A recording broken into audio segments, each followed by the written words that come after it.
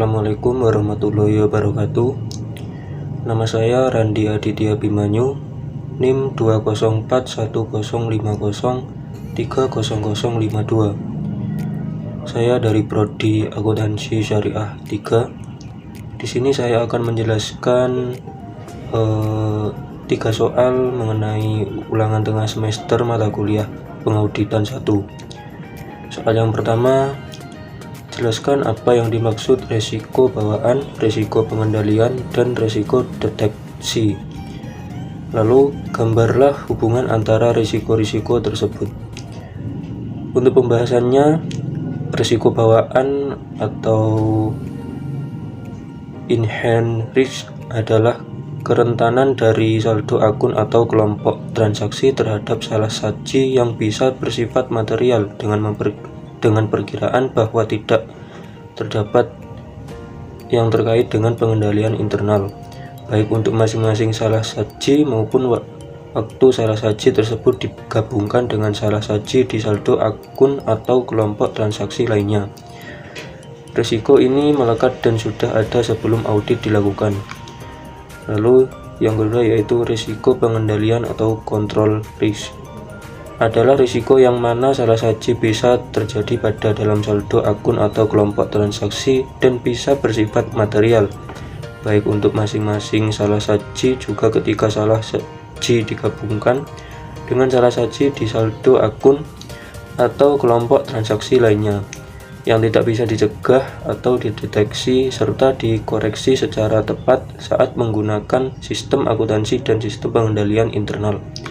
Lalu yang ketiga, risiko deteksi atau detection risk adalah risiko yang mana prosedur substantif yang dilakukan auditor tidak akan mendeteksi salah saji yang ada pada dalam saldo akun atau kelompok transaksi, serta bisa bersifat material baik untuk masing-masing salah saji maupun ketika salah saji tersebut digabungkan menggunakan salah saji di saldo akun atau kelompok transaksi lainnya.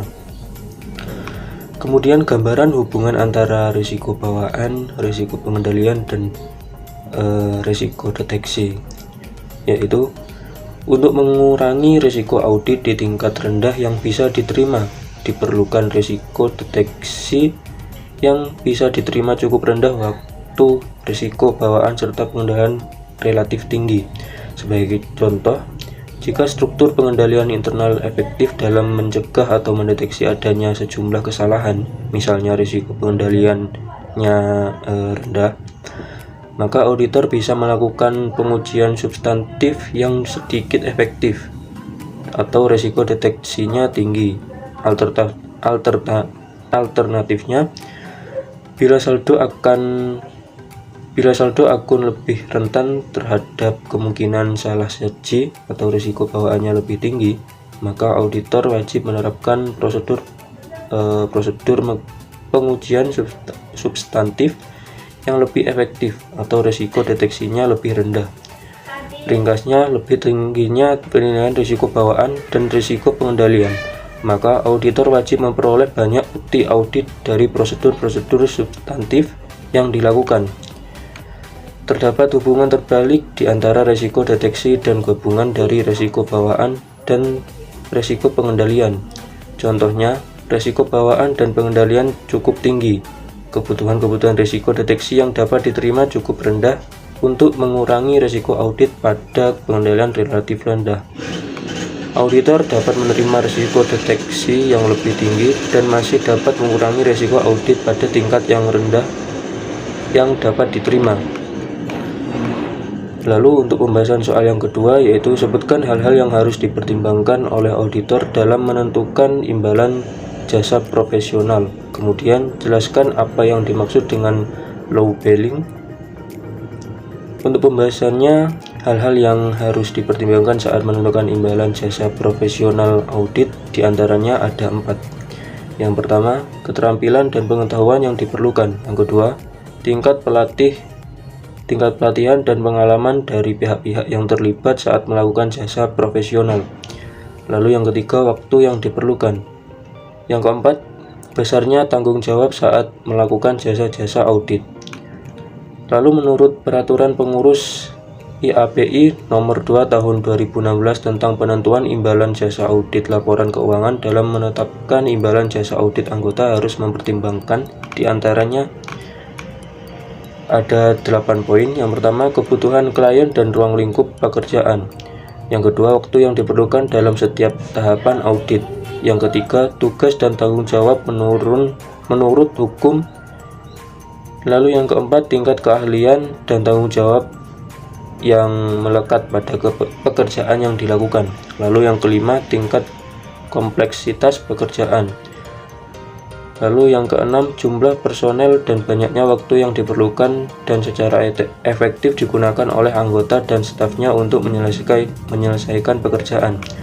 Lalu yang ketujuh, sistem pengendalian mutu. Dan poin yang terakhir, poin 8, basis penerapan imbalan jasa yang disepakati. Kemudian penjelasan mengenai labeling adalah auditor menetapkan audit fee atau harga auditor yang lebih rendah ketika klien pertama kali mendaftarkan, yang bertujuan untuk mendapatkan klien yang lebih banyak.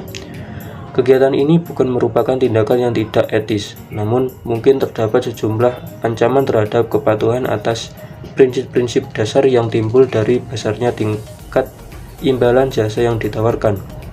Misalnya, ancaman kepentingan pribadi atas kompetensi dan sikap kehati-hatian yang profesional muncul jika imbalan jasa yang ditawarkan begitu rendah, sehingga mungkin sulit bagi akuntan profesional untuk melakukan penugasan berdasarkan standar teknis dan profesional yang berlaku pada tingkat harga tertentu.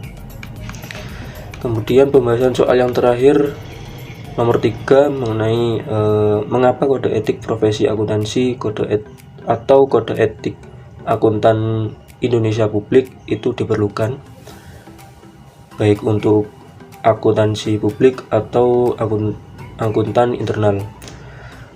Untuk pembahasannya, menurut saya, karena kode etik nantinya untuk meningkatkan profesi akuntan publik di Indonesia, terutama dalam meningkatkan kompetensi, kualitas, daya saing, dan profesionalisme akuntan publik, sehingga profesi akuntan publik di Indonesia dapat selalu mengikuti dan memenuhi tuntunan perkembangan zaman. Etika profesi sangat dibutuhkan dalam berbagai bidang, salah satunya di bidang akuntansi. Etika profesi berisi ketentuan mengenai apa yang baik dan yang tidak baik, serta apakah suatu kegiatan yang dilakukan oleh profesi itu dapat dikatakan bertanggung jawab atau tidak. Maka dari itu, etika dalam profesi di bidang akuntansi ini sangatlah penting. Tujuannya, penerapan etika dalam profesi akuntansi adalah memenuhi tanggung jawab dengan standar profesionalisme tertinggi, mencapai tingkat kinerja tertinggi dengan orientasi kepada kepentingan publik. Dibanding akuntansi, etika profesi diatur oleh Kode Etik Ikatan Akuntansi Indonesia atau IAI. Dengan adanya kode etik profesi yang mengatur para akuntan, maka masyarakat dapat meyakini kualitas pekerjaan mereka. Kode etik IAI dimaksudkan untuk panduan dan aturan bagi seluruh anggota IAI, baik yang berpraktik sebagai akuntan publik, bekerja di lingkungan dunia usaha, pada instansi pemerintah, maupun di lingkungan dunia pendidikan, dalam pemenuhan tanggung jawab profesionalisnya atau profesionalnya. Namun, pemahaman seorang akuntan terhadap kode etik IAI tidak menjamin akuntan tersebut tidak melakukan tindakan kecurangan. Terdapat banyak akuntan yang sudah memahami kode etik akuntansi namun tetap saja masih melanggarnya. Profesi auditor akan selalu berhadapan dengan dilema yang mengakibatkan seorang auditor berada pada dua pilihan yang bertentangan. Etika dalam kode etik IAI sangat penting dalam menunjang karir profesi akuntan, baik bagi akuntan pendidik sebagai pedoman dalam menjalankan profesinya, dan bagi mahasiswa yang akan diarahkan untuk menjadi seorang akuntan berguna sebagai bekal di masa yang akan datang, terutama masa yang akan datang. Mungkin itu saja pembahasan soal UTS dari saya. Kurang lebihnya mohon maaf. Wallahul muwaffiq ila aqwamit thoriq. Wassalamualaikum warahmatullahi wabarakatuh.